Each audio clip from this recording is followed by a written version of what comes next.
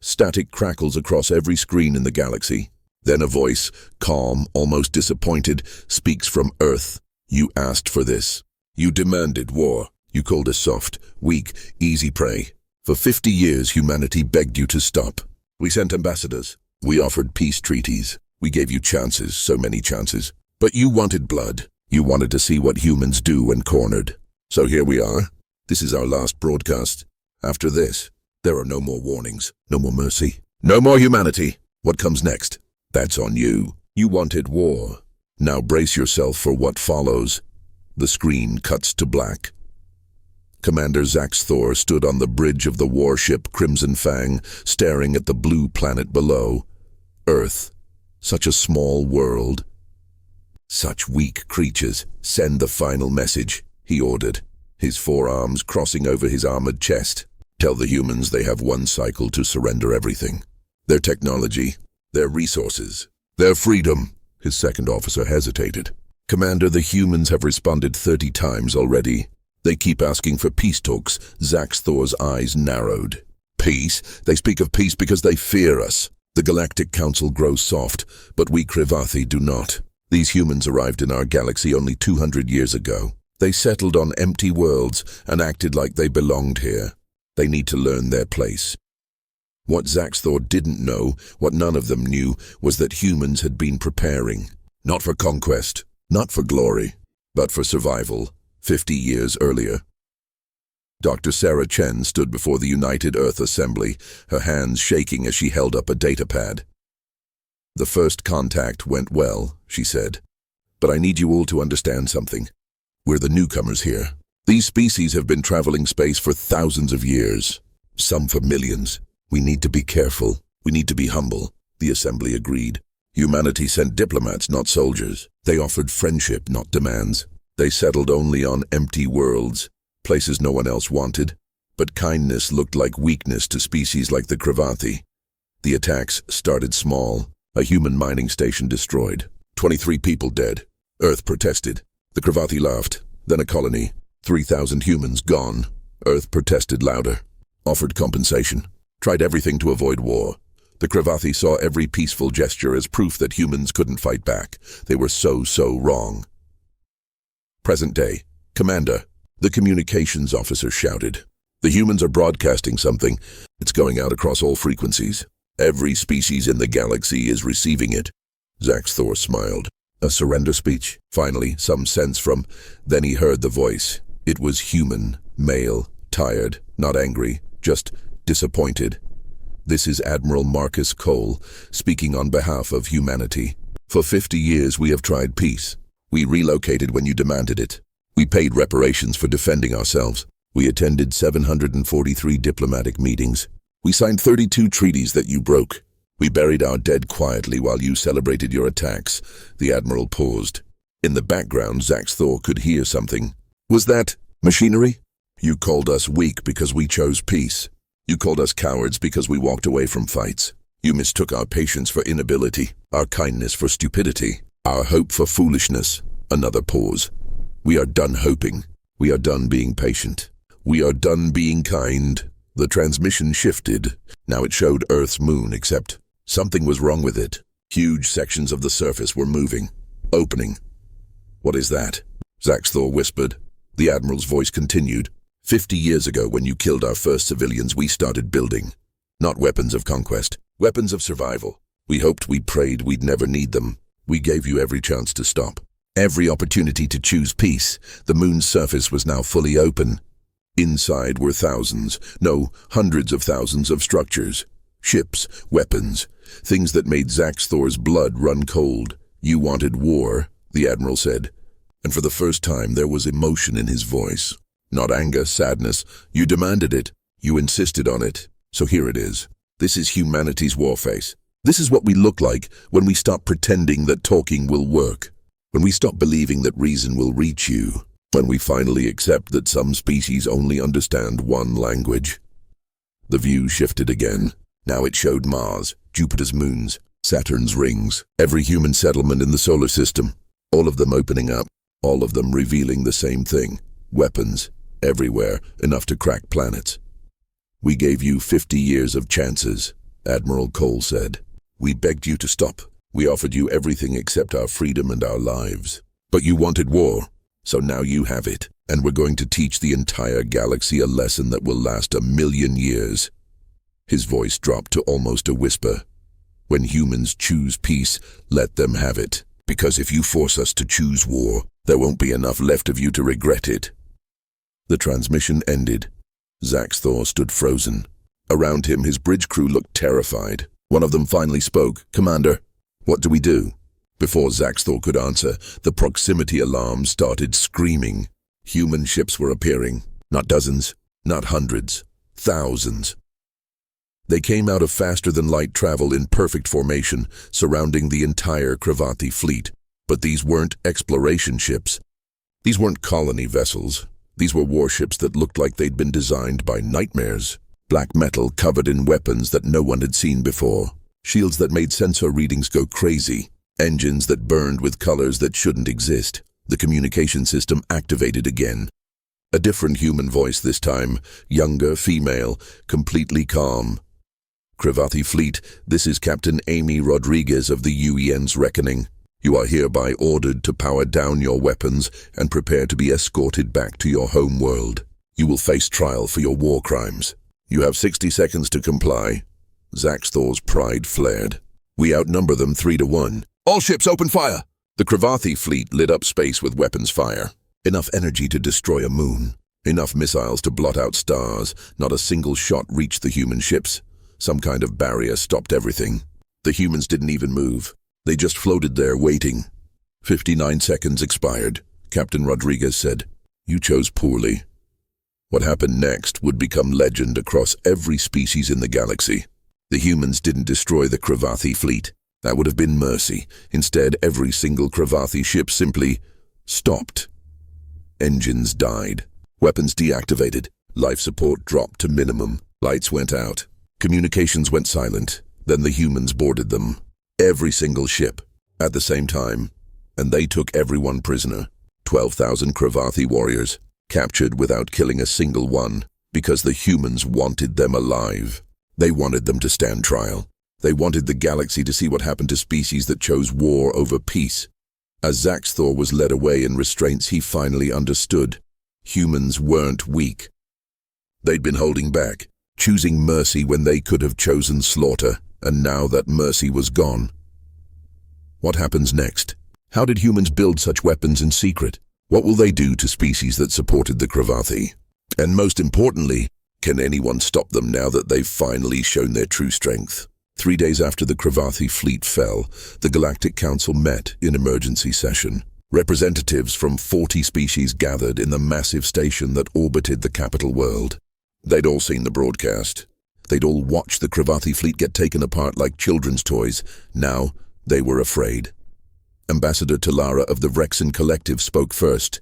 Her species had never attacked humans, but they'd done business with those who did. We demand an explanation. The humans claimed they were peaceful explorers. They said they had no military capability. They lied to this council for 50 years. Murmurs of agreement rippled through the chamber. Then the human ambassador stood up. Her name was Ambassador Jennifer Okafor, and she'd held this position for 20 years. She'd sat through countless meetings where species mocked Earth, called humans soft, voted against every human proposal, laughed when human civilians died. She'd smiled through all of it, stayed professional, kept trying for peace. She wasn't smiling now. We never lied, she said quietly. We told you exactly what we were. Peaceful explorers. We meant every word. But you assumed that peace meant weakness. That exploration meant we had no teeth. That's not our fault. That's yours. You built weapons in secret, Lara accused. Planet-killing weapons. You prepared for war while pretending to want peace. Ambassador Okafor's eyes were cold. We prepared for survival while hoping for peace. There's a difference. And we didn't build planet killers. We could have easily, but we didn't. Want to know why? The chamber fell silent. Because we still believed in you. Even after the attacks. Even after our people died. We still thought that maybe, eventually reason would win. So we built weapons that could capture, not kill. Disable, not destroy. Even in our anger, even in our preparation for war, we still chose mercy. She pulled up a holographic display. It showed Earth's moon, but now with detailed technical specifications. You want to know what we built? Fine, let's talk about it. The Lunar Project. 50 years ago, when the first human mining station was destroyed, Earth's leaders faced a choice. Build weapons and start an arms race, or try harder for peace. They chose both. In secret, they began the Lunar Project, hollowing out the moon, building factories, creating weapons, but not weapons of conquest, weapons of last resort. Every species in this council has planet-destroying weapons, Ambassador Okafor said. The Vrexen have antimatter bombs. The Cravathi have molecular disruption cannons. The Zentari have genetic plagues. Every single one of you could wipe out entire worlds if you wanted to. She paused, letting that sink in. But humans? We built capture nets, electromagnetic pulse weapons, boarding drones programmed to disable ships without killing crews. Even our most powerful weapon, the thing you're all most afraid of, is non-lethal. Impossible, Talara said. We saw what you did to the Cravathi fleet. That level of power. Disabled their ships and took them prisoner. Okafor interrupted.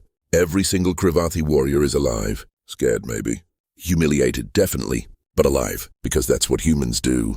Even when we're done being nice, we're still trying not to kill you. Another ambassador stood. This one was Karlix, from a species called the Thrum.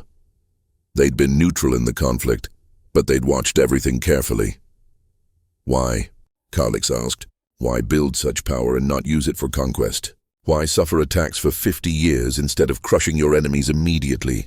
For the first time, Ambassador Okafor smiled, but it wasn't a happy smile. Because we know what war costs. We know it too well. She pulled up another display. This one showed Earth, but not present-day Earth, historical Earth. Before we reached the stars, we nearly destroyed ourselves. World War I, World War II, the Cold War, regional conflicts, civil wars, terrorism. For thousands of years, humans killed humans. We got very, very good at it. We created weapons that could end all life on our planet. And we came so close, so terrifyingly close to using them. The chamber watched in silence as the display showed mushroom clouds, cities burning, children crying, soldiers dying in mud and blood. We learned something from all that death, Okafor continued. We learned that war is easy. Killing is easy. It's peace that's hard. It's choosing not to fight that takes real strength. So when we finally united and reached for the stars, we made a promise. Never again. We would try peace first, always, even if it cost us, even if others saw it as weakness. But you were willing to break that promise, Talara said. No. Okafor's voice was hard now. You broke it for us. For 50 years we kept our promise. We tried everything. Diplomacy, negotiation, compromise, retreat. We paid compensation to species that attacked us. We relocated colonies to make you happy. We attended your meetings and followed your rules even when they were designed to hurt us. She walked closer to the council members, looking each of them in the eye. You want to know the real secret? The thing we kept hidden? It's not the weapons. It's not the technology. It's the restraint. For 50 years we had the power to end every species that attacked us. We could have burned the Cravathi homeworld to ash. We could have conquered half the galaxy. But we didn't, because we still hoped. We still believed that peace was possible. And now? Karlix asked quietly. Now we're done hoping. Now we're done believing. Now you get to see what humanity looks like when we stop trying to be better than we are. Earth. Lunar Military Command. Admiral Marcus Cole stood in the command center buried deep under the moon's surface. Around him, holographic displays showed every human ship in the galaxy. Thousands of them, all waiting for orders. His second-in-command, Commander Lisa Park, approached. Sir, the Cravathi homeworld is demanding we release their fleet. They're threatening retaliation. Cole almost laughed. Let them threaten. Show me their military capabilities. A display appeared. It showed the Cravathi home defense fleet. Impressive ships. Good weapons. Under normal circumstances, it would take a major war to defeat them. Commander Park tapped a few commands. Our analysis shows we could disable their entire home fleet in approximately 11 minutes, without casualties on either side if we choose. If we choose, Cole repeated. That was the key phrase, wasn't it? Humans finally had the power to choose, After 50 years of being chosen to die, chosen to retreat, chosen to suffer, now they got to make the choices. "Sir," Park said carefully, "what are we choosing? Are we going to war with the Cravathi homeworld?" Cole was quiet for a long moment. On the displays he could see Cravathi cities. Billions of civilians who had nothing to do with their military's decisions. Children, families, people just living their lives. He thought about all the human children who died in the attacks. All the families destroyed, all the lives ended because humanity had chosen peace. "No," he finally said. "We're not going to war with their homeworld. We're going to do something worse." Park looked confused. "Worse than war, sir." Cole smiled grimly. "We're going to humiliate them. We're going to show the entire galaxy that we can reach their homeworld. We can disable their defenses. And we can choose not to destroy them. We're going to prove that even now, even after everything, humans are still better than they are. And if they attack again, then we stop holding back." 3 hours later, the Cravathi homeworld's entire defense grid went offline. Every weapon, every shield, every ship, all disabled simultaneously. Not a single shot was fired. Not a single life was lost. And in the capital city, on every screen, a message appeared. "We could have destroyed you. We chose not to. Remember that the next time you think about attacking humans." But not everyone in the galaxy was impressed. Some species saw humanity's mercy as proof they still wouldn't go far enough. Others saw the demonstration as a threat that needed to be answered. The war was just beginning, and humanity was about to learn that showing strength sometimes makes more enemies than showing weakness ever did. 1 week after the Cravathi homeworld went dark for 3 hours, 7 species formed a secret alliance. They called themselves the Coalition for Galactic Security, but everyone knew what they really were. A group terrified of human power on a hidden station in neutral space. Their leaders met. "The humans have become the threat," hissed General Vorn of the Skrull Empire. His reptilian eyes gleamed in the dim light. "They disabled an entire planet's defenses in minutes. If they can do that to the Cravathi, they can do it to any of us." Ambassador Talara nodded. Since the council meeting, she'd been working behind the scenes, building this alliance. "We need to act before they grow even stronger. The humans are still consolidating their forces, still moving ships into position. This is our window. Attack them?" asked Chancellor Brix of the Helvan Dominion. "After what we just saw them do?" "No," Talara said, pulling up a star map. "We don't attack Earth. That's what they expect. We attack here." She pointed to a small planet on the edge of human space. "New Hope Colony. 50,000 humans, minimal defenses.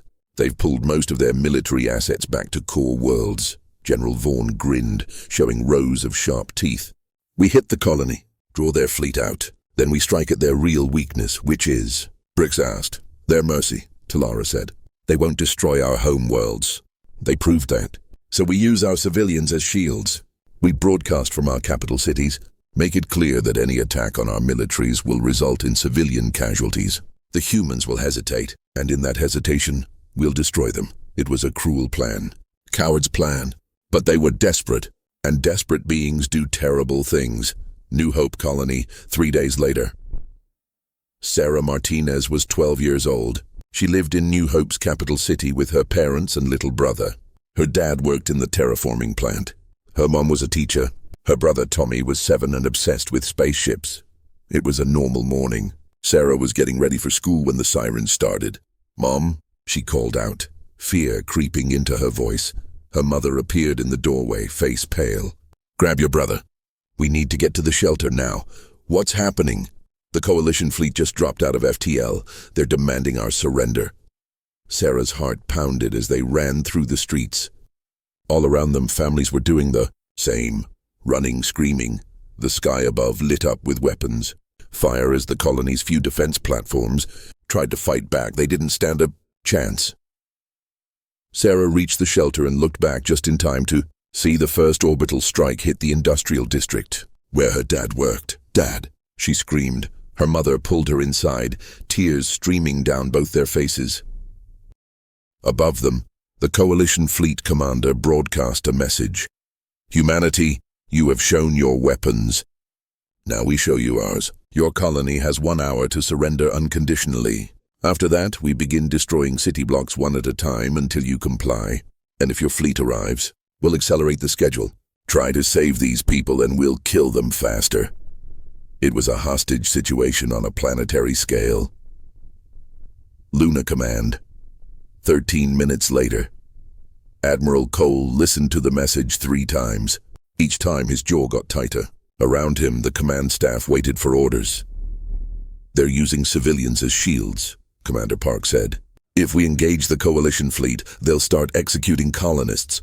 How long until our nearest ships arrive at New Hope? Cole asked. 4 hours at maximum speed. And if we pull ships from Earth's defense? 2 hours. But sir, it could be a trap. Draw our forces out, then strike at Earth. Cole pulled up the tactical display. 7 species. Over 2,000 ships. Against New Hope's practically non-existent defenses. The colony didn't have a chance unless humanity did what the coalition expected, showed mercy, negotiated, gave in to the hostage demands. Get me a secure line to all human colonies, Cole ordered. And someone find out how many civilians we have on coalition homeworlds. Park's eyes widened. Sir, we're not going to find out, Cole said firmly. Now. 15 minutes later, the broadcast went out across all frequencies. Every species in the galaxy received it, but this time, it wasn't Admiral Cole speaking. It was a young woman. Sarah's mother, Dr. Elena Martinez, speaking from the shelter on New Hope. My name is Elena Martinez. I'm a teacher on New Hope Colony. My husband is dead, killed in the first strike. My daughter and son are here with me. We have maybe 45 minutes left before the coalition starts destroying our cities. Her voice was steady, calm. That was what made it so chilling. I want to speak directly to the coalition leaders, to Ambassador Talara, General Vorn, Chancellor Brix, all of you. You think you understand humans. You think you figured out our weakness, our mercy, our hesitation to harm civilians. She paused. In the background, Sarah was crying, holding her little brother. You're right. We don't want to hurt civilians. We've spent 50 years trying to avoid exactly that. But you've made a mistake. A huge one. You assume that our desire not to hurt innocents means we won't. Another pause. You're broadcasting from your capital cities, surrounded by your families, thinking that will protect you.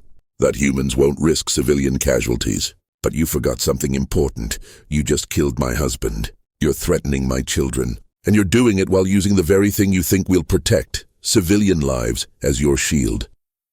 Dr. Martinez's expression changed. The calm cracked, showing rage underneath. So here's humanity's response. You have 30 minutes to withdraw your fleet from New Hope. 30 minutes to release every human in your custody. 30 minutes to surrender your military commanders for trial. And if we don't?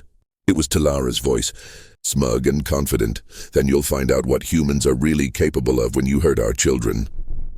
The broadcast cut to Admiral Cole. Coalition leaders, this is your only warning. We have spent 50 years building weapons we hoped never to use. Not the ones we showed you.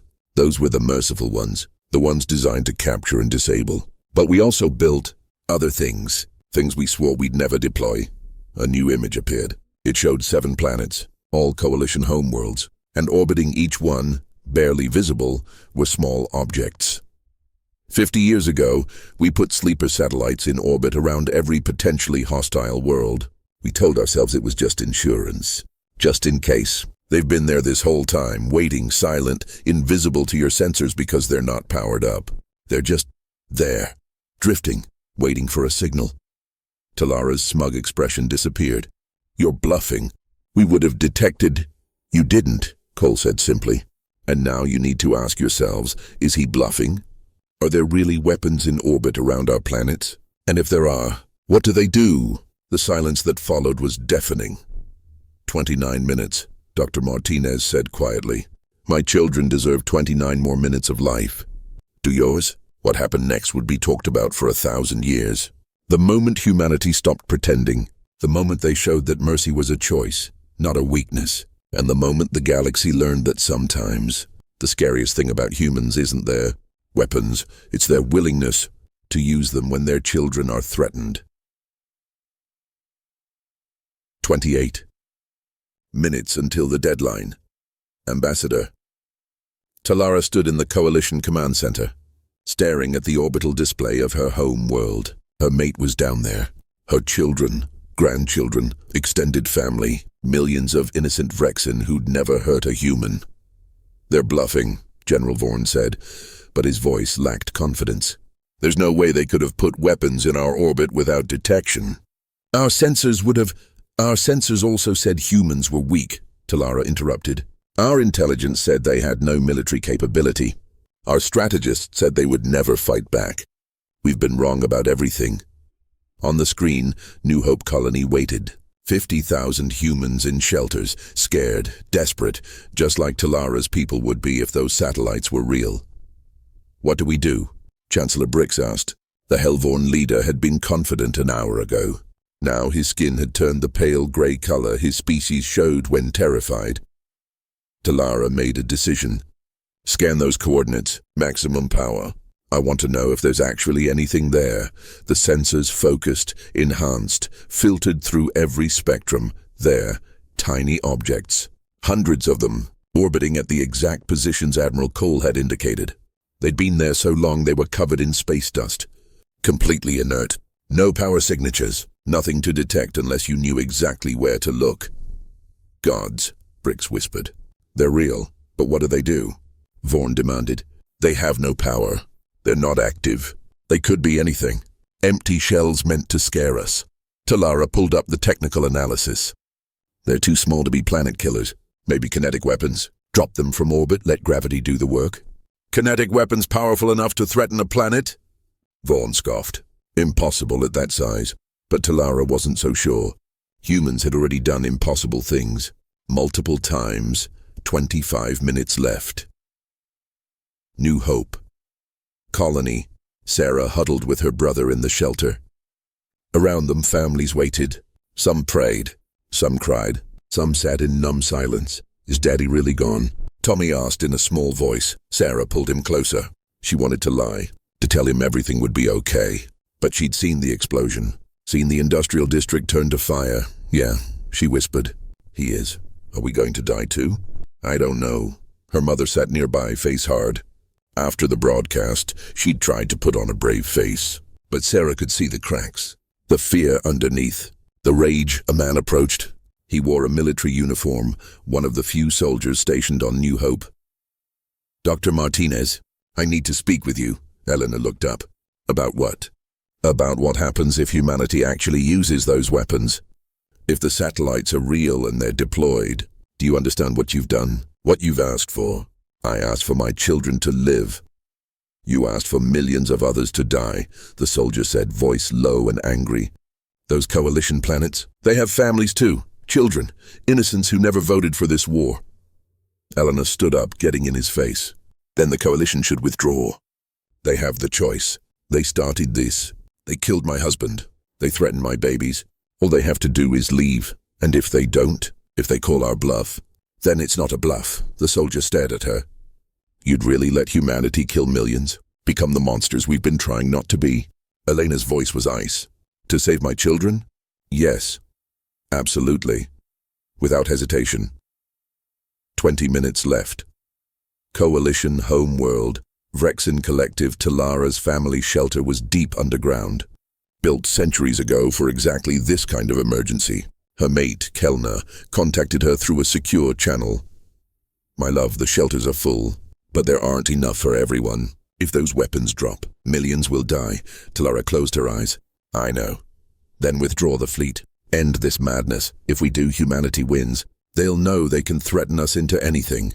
Every species in the galaxy will become their subjects, living in fear of human mercy, which is somehow worse than their rage. So millions die to prove a point? Kelna's voice broke. Talara, our grandchildren, are in the shelter. They'll survive. And their friends? Their teachers? The shopkeeper who gives them candy? The neighbor who tells them stories? All the people who make their lives worth living? We condemn them to death so you can win a political game. Talara had no answer to that. 15 minutes left. Luna Command. Admiral Cole sat alone in his office. The command center was running smoothly without him. They knew the plan. The orders. What would happen when the timer ran out? He'd been in the military for 40 years, fought in the suppression of the Mars Rebellion, commanded the defense of the outer colonies against pirates, seen combat, death, war, but never this. Commander Park entered without knocking. "Sir, we need to discuss the activation protocol." "There's nothing to discuss. If the coalition doesn't withdraw, we send the signal." "Do you understand what those satellites actually do?" Park asked. "We told the coalition they were weapons. We let them assume kinetic bombardment. But that's not what they are." Cole looked up. "I know exactly what they are, Commander. They're quantum disruptors. They don't destroy infrastructure. They don't crack planets. They target organic neural tissue. Every thinking being in range just stops. Brain death in seconds. Painless, but total and irreversible. I'm aware. Sir, that means children, families, everyone. Millions of beings who never chose this fight. The coalition leadership is in shelters, hardened bunkers. They might survive, but their civilians won't. We'll kill all the innocents and leave the guilty alive." Cole was quiet for a long moment. "What would you have me do? Let the colonists die? Let the coalition murder our people to prove they can? No, sir. I'd have you seriously consider whether humanity should cross this line. Once we do, once we use weapons that specifically target civilians, that kill based on biology rather than military threat, we become what we've been fighting against. We become the monsters. We already are monsters, Commander. We've just been pretending otherwise. Every human knows how to kill, how to hurt, how to destroy. It's in our history, our DNA. We're apex predators who learned to use tools and never stopped. The only thing that made us different was our choice to be better, to show mercy. So we choose to be monsters now? No, we choose to protect our young. That's what makes us human.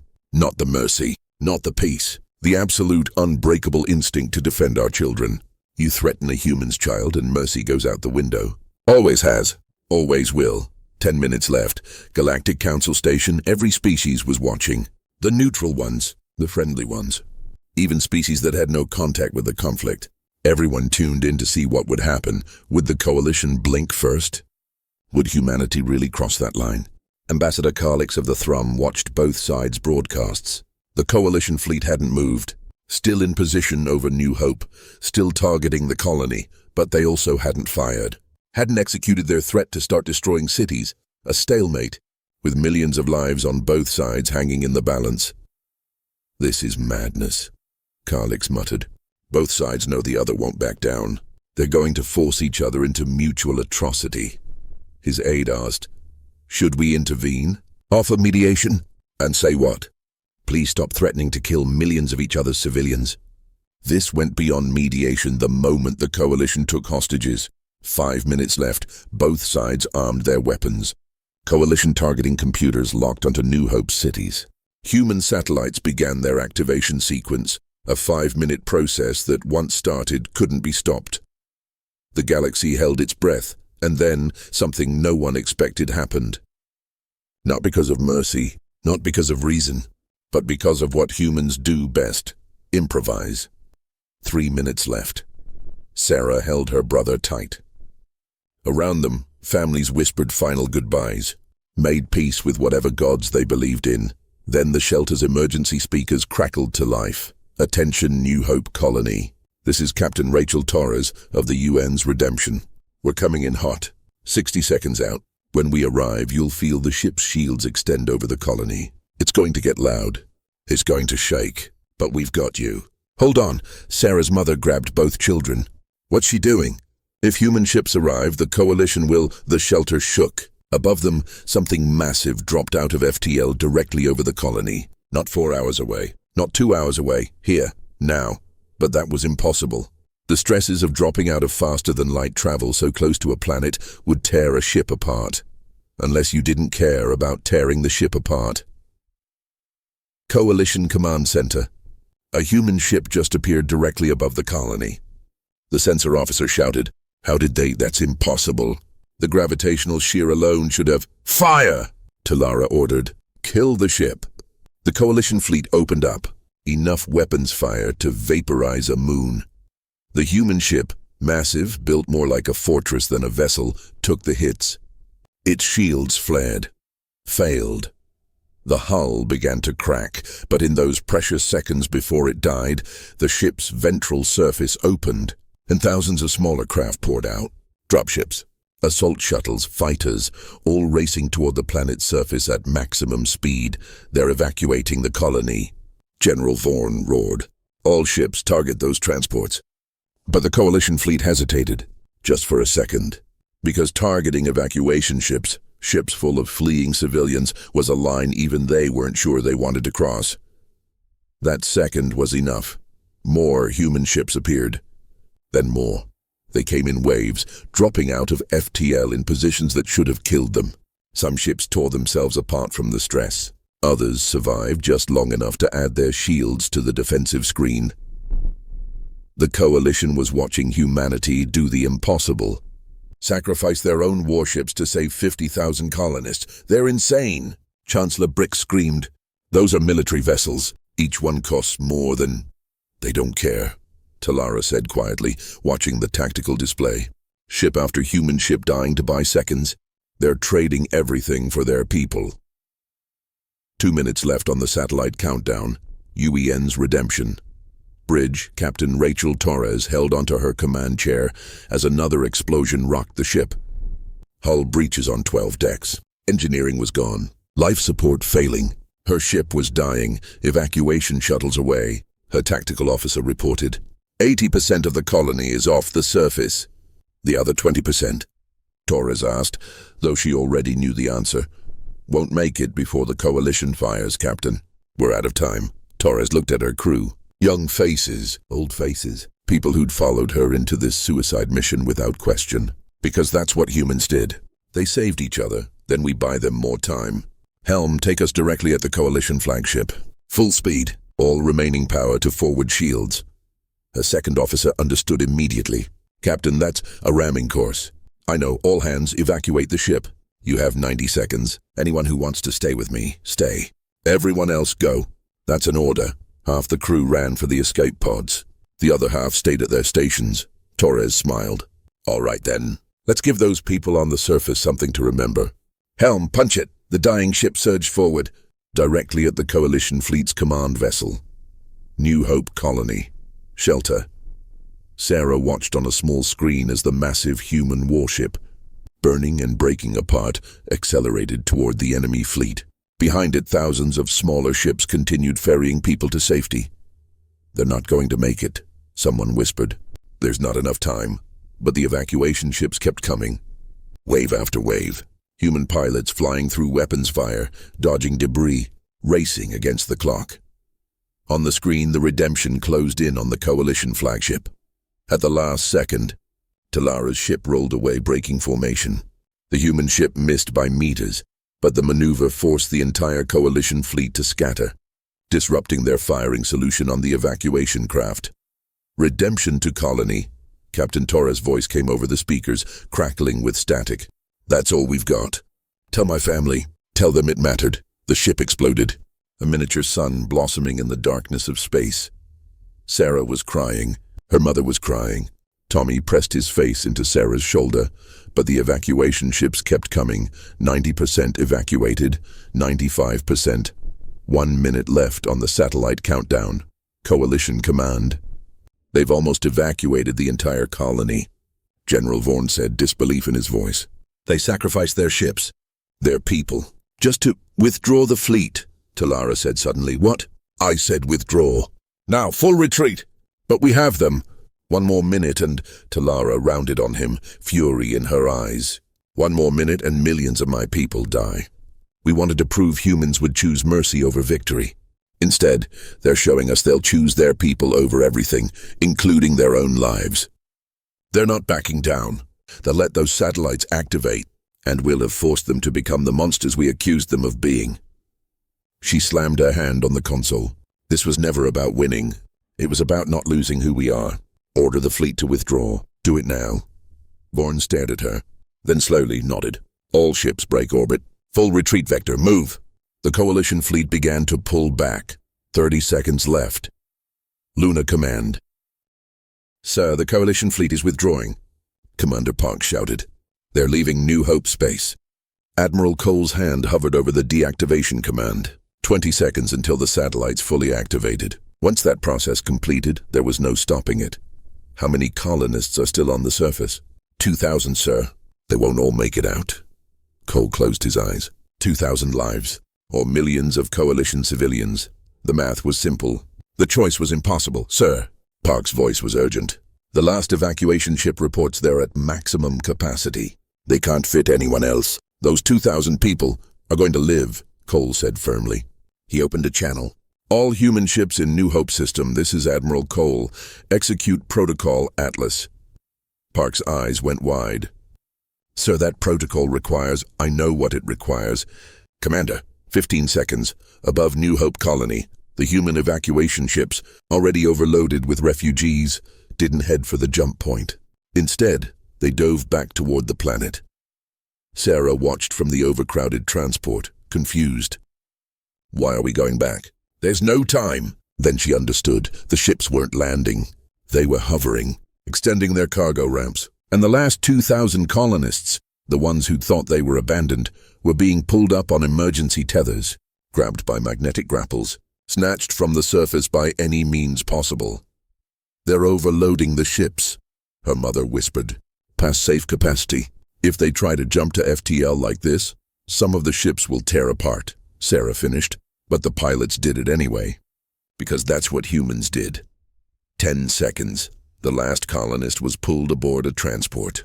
The pilot, voice calm despite the insanity, reported, all personnel evacuated. New Hope colony is empty. We're jumping in 3, 2, 5 seconds left on the satellites. Admiral Cole hit the deactivation.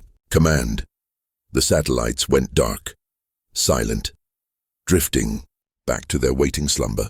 3 days later, Galactic Council. The chamber was packed. Every species that had stayed neutral during the conflict wanted to understand what had happened, how it had ended. Ambassador Okafor stood before them. She looked tired, older than she had a week ago.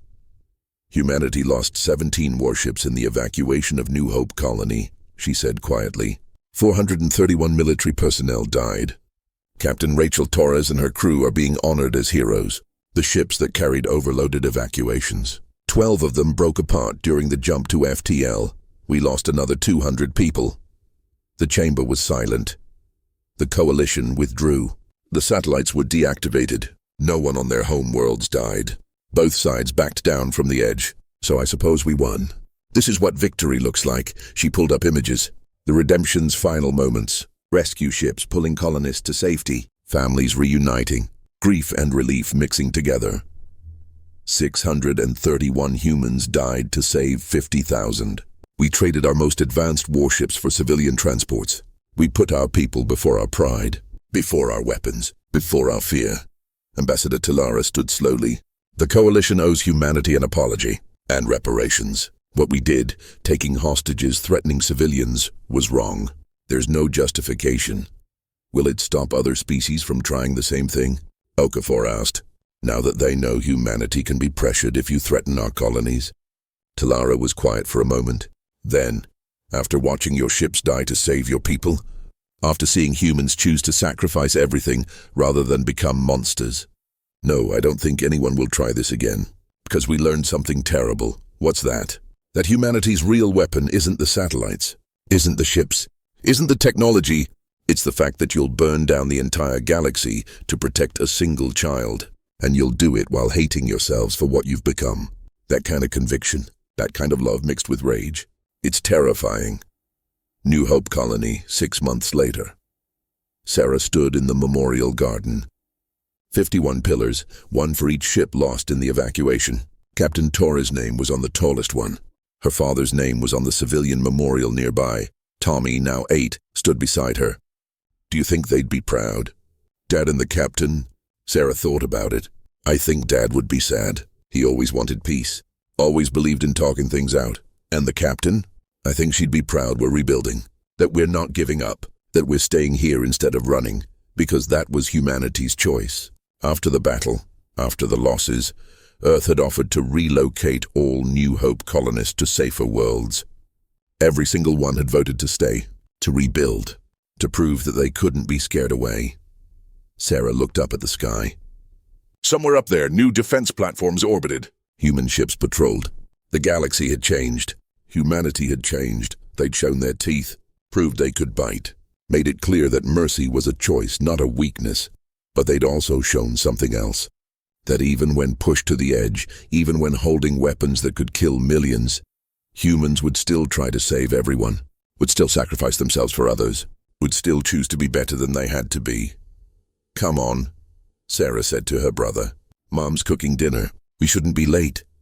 They walked away from the memorial toward home, toward normal life, toward a future that humanity had paid for in blood and ships and heroes who'd made the ultimate sacrifice. Behind them, the last rays of sunset hit Captain Torres' memorial, making it glow like a beacon, like a promise, like a warning. Epilogue. 10 years later, the Galactic Council had new rules now. Laws against hostage-taking, protections for civilians, treaty obligations that humanity had written with Talara's help. The coalition species had paid reparations, rebuilt their relationship with humans, learned to see them not as weak, but as restrained.